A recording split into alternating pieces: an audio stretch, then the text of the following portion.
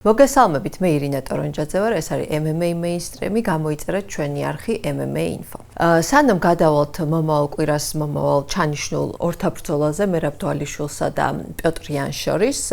მიმოვიხილოთ ალექსანდრე თოფურიას და ალმახან შორის ორთაბრძოლა. ეს იყო ალექსანდრეს მეორე, ასე ვთქვათ, გამოსვლა UFC-ში და მინდა გაგიზიაროთ ჩემი მოსაზრებები. მე გავყოფთი, ასე ვთქვათ, ჩემს შთაბეჭდილებებს ორ ნაწილად, ფსიქოლოგიურ ასპექტებად და საბრძოლო ტექნიკის შესახებ ასპექტებად. ფსიქოლოგიურ ნაწილში მე პირველ რიგში ვაქცევ ხოლმე ყურადღებას ემოციის, ასე ვთქვათ, გამოხატულებას და მინდა ვთქვა, რომ ალექსანდრე ჩემს აღქმაში არის ძალიან reserved fighter, ანუ თავის ჯავშანშია ჩაკეტილი, არ გაჩვენებს თავის ემოციას და ისეთია წარმომადგენლობითი და გაწონასწორებული. ფსიქოტიპი ჩემთვის ალექსანდრესი არის ცალსახად მასწავლებლის, აი მენტორი, სტრატეგოსი და მასწავლებელი. ეს ეტყობა როგორც არის ხოლმე ილიას კორნერში, ისე თვითონ ოქტაგონზე როცა იბრძვის, აი ესეთი ვაიბი დაყვება და ხაზგასმით რაც ნიშანდობლივი იყო ჩემთვის, რომ არის ძალიან ჰუმანური მებრძოლი, რაც არ არის დამახასიათებელი ამ სპორტისთვის. აი თქვენ გახსოვთ ალბათ ალმახანთა ორთაბრძოლაში მომენტი იყო, როდესაც თითქოს ხელი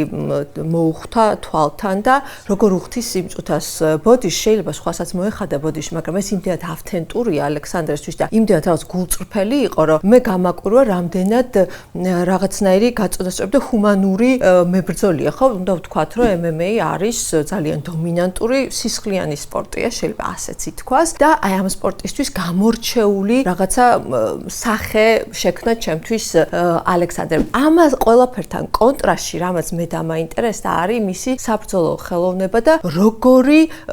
კონტრასტულად ამ ყველაფერთან, როგორი პრესინგი გვაჩვენა, როგორი წნეხი და რა ტექნიკებს იყენებს ამ დროს, ხო? გამორჩეულად ეს ძმებს თოფურიებს აქვთ ეს პროფესიონალური კრივის დგომი, რაც ძალიან საინტერესოა და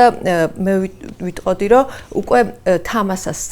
წევენ მაღლა თოფურიები, სხვა ლეველს აჩვენებენ, აი ეს პროფესიონალური კრივის დგომი, როგორ იცავს სახეს და შედეგიც ვნახეთ ალექსანდრეს ფაქტობრივად არანაირი დაზიანება არ ჰქონდა სახეზე და ილიასგან განსხვავებით, ილია ძალიან ამოძრავებს ხოლმე თავს, ეს მისი სტილია. ალექსანდრეს ამდენი თავის მოძრაობა არ აქვს, თუმცა სულ ხელები მაღლა აქვს და აი პროფესიონალურ კლასიკური კრივის დგომი აქვს და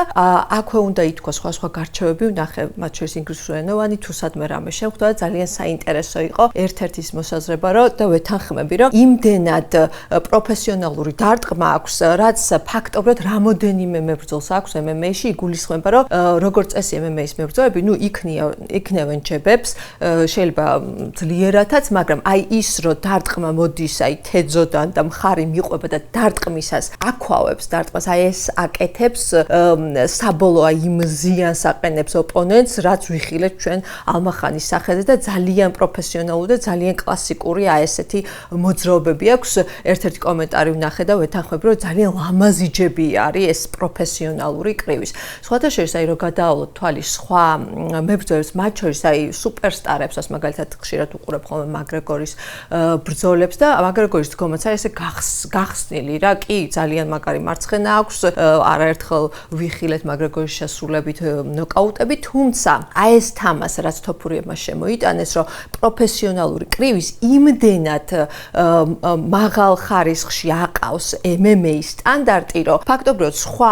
მებრძოლებს რო უყურებ, მე მაგალითად უკვე უხერხულობის განცდა მიჩნდება, ეს რაღაცა გაშლილი ხელი თუ მეჩვენება, რომ უკვე ქაოტურად იქნებიან ხელებს, იმდენად განსხვავება და მაღალი კლასია ეს თოფურიების ეს პროფესიონალური კრივის დგომი. აუცილებლად უნდა ვთქვათ, რომ წნეხს დაუბრუნდე და აი ფაქტობრივად თავარი იარაღი ალექსანდრესი აქ დაგვანახა, რომ არის მისი წნეხი. თან მინიმალურ მოძრაობებს აკეთებს, მაგრამ ასეთ წნეხს ახორციელებს. ჩემთვის განსაკვირი იყო, აი მოყვარულის თვალით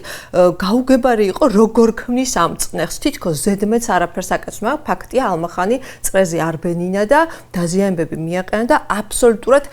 მინიმალური მოძრაობებით მიაღწია შედეგს. კიდე ერთი მომენტი ვნახე, შენელებული კადრი იყო, როგორ იცილებს ალექსანდრე ოპონენტის ჯებს. ესე იგი მინიმალური აქაც მოძრაობა, მხრით უკან კორპუსის გაწევით, აი თითქოს არაფერი არ გაუკეთებია, შეიძლება მოყვარულის თვალს ეს გამოეპაროს კიდევაც, მაგრამ აი ეს უკან გაწევა აძლევს საშუალებას, რომ ოპონენტის ჯები უბრალოდ ვერ მიწვდეს. აი ეს იყო ძალიან ნიშანდობლივი, რომ ფაქტობრივად ალექსანდრემ აჩვენა, რომ მინიმალისტურად გაწონასწორებლად მშვიდად და ჰუმანურად შეიძლება დადო შედეგი. აუცილებლად უნდა გამოვეხმაუროთ იმ ამბავს, რომ ილია თოფურიამ დაწერა X-ზე, რომ არაპირებს ბრძოლას მინიმუმ აპრილამდე, ამიტომ UFC-მ ჩანიშნა დროებით ხამარზე ბრძოლა 25 იანვარს, ეს იქნება პედი პიმბლედი და ჯასტინ გეიჯ შორის და შემდეგ მათ შორის გამარჯვებული შეხვდება ილიას. ნუ რა თქმა უნდა, აქ არის ალბათ გულშემატკივრებს გაგვიჩნდა ეს განცდა, რომ რა თქმა უნდა მთავარი ივენთი არის თეთრ სახლში შემდეგ და ილიას და ისლამ მახაჩევის ბრძოლას ველოდებით ყველა და ამაზეც მინდა თქვენი მოსაზრება მოვისმინო, როგორ გამოვა ეს სიტყვაზე აპრილში რომ იბრძოლოს ილიამ, შემდეგ მოახერხებს თუ არა რომ ივლისშიც იბრძოლოს, იმიტომ რომ კემპს ხო თავის დრო ჭირდება. არ ვიცი თქვენი მოსაზრება დაწერეთ, იმიტომ რომ ჩემთვის საინტერესოა თუ არის ეს მოხერხებადი და რა თქმა უნდა მთელი აქცენტი არის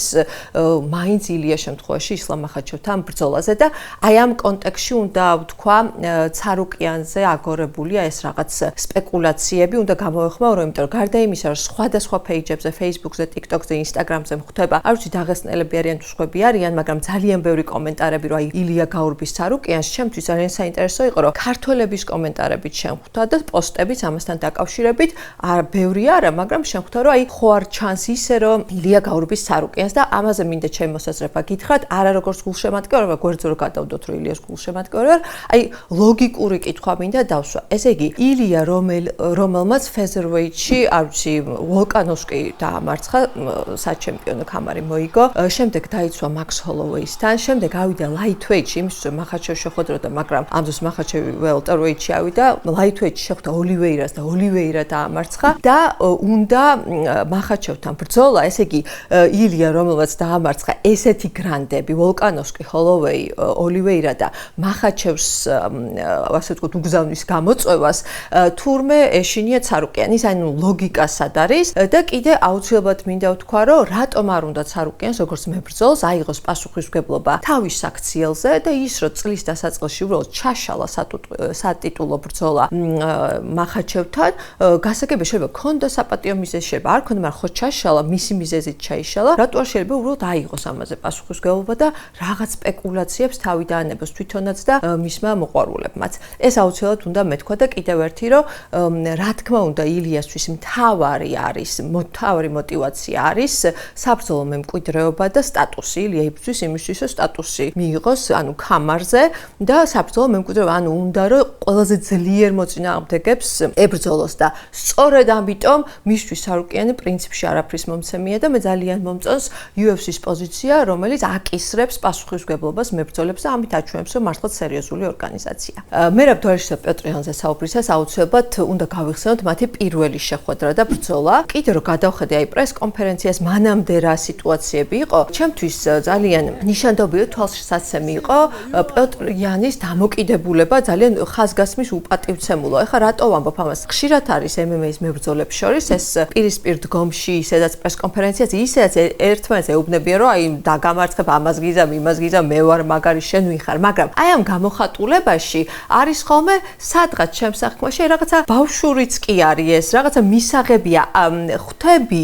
მაყურებელი, რომ ეს რაღაც შოუს ნაწილია და შეიძლება აგრესიულიც იყოს, ჟესტიკულაციაც იყოს, ემოციაც იყოს, მაგრამ ჯდება რაღაცნაირად კონტექსტში. როცა უყურე როგორი დამოკიდებულება აქვს პეტრიანს მერაბის მიმართ, რაღაც სხვას რო ეუბნება, რომ ეს ვინ არისო, ზირო არისო. ანუ რაღაცა შინაგანად ხაზგასმით გამოხატავს უპატივცემულობას, არ ჩაჯდა MMA-ის კონტექსტში. მაშინ როცა მერაბი პირიქით რაღაც ძალიან კეთილგანწყობილი იყო, რომ მაგარი ხარო რაღაცას ეუბნება, თითქოს უნდა რომ აი ადამიანური კომუნიკაცია დაამყაროს და იღებს ცალსახა უპატივცემულობას და კიდე ძალიან ნიშანდობლივი იყო ბრძოლა რომ იწყება, ხელთათმანი არ შეახო მერაბს. ეს რაღაცა ძალიან არასპორტული საქციელი, ძალიან ხაზგასმით კიდე ერთხელ ვამბობ, უპატივცემულობა გამოხატა, რამაც გააბრაზა მერაბი და თუ გადახედავთ პირველ ბრძოლას, რა თქმა უნდა ყველაზე მოტივირებული იყო, იმიტომ რომ რუსმეტოქესთან იბრძოდა, თუმცა ამას დაემატა ზუსტად ეს პერსონალური ბრაზი, რაც აბსოლუტურად გასაგებია. თითოეული ადამიანი გაბრაზდებოდა მერაბის ადგილას, როგორც იქცევა რაღაც არასპორტულად, არა მებრძოლურად პეტრ პიოტრიანი. თუმცა აი ამ ბრძოლამ გვაჩვენა, რომ ისევ და ისევ როგორი პრესინგი აქვს და როგორი ტემპი აქვს მერაბს. სხვათა შორის, რომ წავიკითხე ხა კიდე თავიდან გადავალე. პიოტრიანი ითვლება კი არის ძალიან კარგი მოკრივე, აქვს კრივში ბექგრაუნდი და აი კიდე ერთხელ რა მაგარია მერაბ თვალიშვილი, იმიტომ რომ თუ არიცი ეს და უყურებ უბრალოდ მათ ბრძოლას, ვერც კი იეჭვებ, რომ პიოტრიანს აქვს მაგარი სტრაიკინგი და თან კრივი. საერთოდ არ ვიცი, მოყვარულის თვალით თუ თქვენ არ ვიცი, იქნებ სხვანაირად დაინახეთ,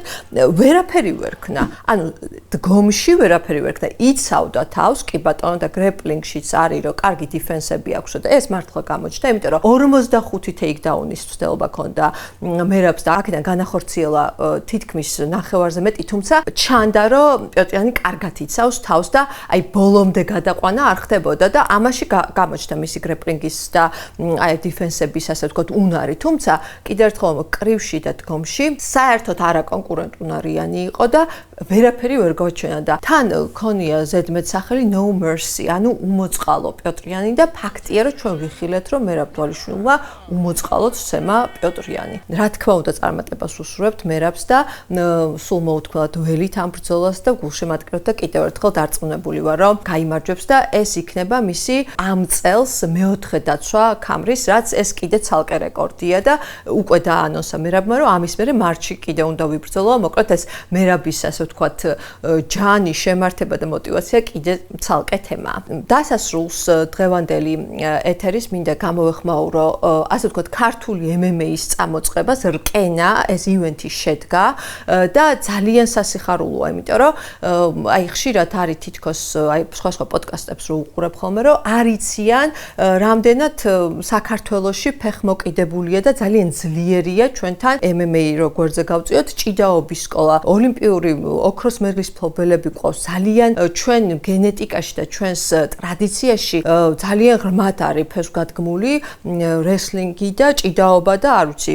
ეს ხელოვნება, ძალოსნური ხელოვნება და MMA აი ამ ეს ფორმა რომ მიეცა და უკვე აი ეს პლატფორმა რომ მოგვეცა, ეს კიდე წინ გადადგმული ნაბიჯი, იმიტომ რომ ეს ჩვენი დაგროვილი პოტენციალი სხვადასხვა დისციპლინებში აი აქ გამოგვადგება და ნამდვილად ეკუთვნის საქართველოს ესეთი სივრცე და ესეთი პლატფორმა, სადაც შეძლებენ მებრძოლები, რომ უკვე აქ გამოიწრთონ, გამოაჩინონ თავი და შემდეგ უკვე პერსპექტივაში შეეძლებათ, რომ თუნდაც დასავლეთში გააგრძელონ თავის კარიერა და ეს ძალიან დიდი განაცხადია,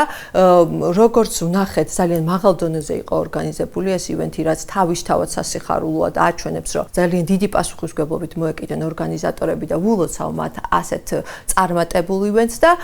თითოეული გულშემატკივარისთვის და თითოეული მებრძოლისთვის ეს ძალიან მნიშვნელოვანი ივენთია. დიდი მადლობა, არ დაგავიწყდეთ, გამოიწერეთ ჩვენი არხი MMA Info. მადლობა და ნახვამდის.